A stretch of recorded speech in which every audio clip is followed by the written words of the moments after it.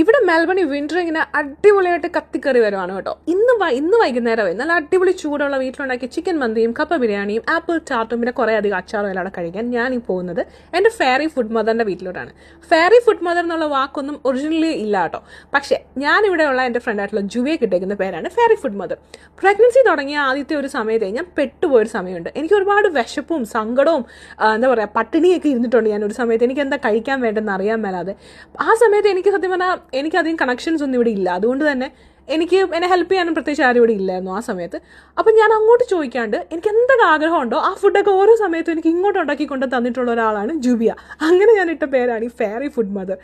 ഒരുപാട് connections keep ചെയ്യാനായിട്ട് ഞാൻ ഭയങ്കര മോശമാണ്. ഞാൻ ഭയങ്കര റിസർവ്ഡ് കൈൻഡ് ഓഫ് ആണ് ആക്ച്വലി.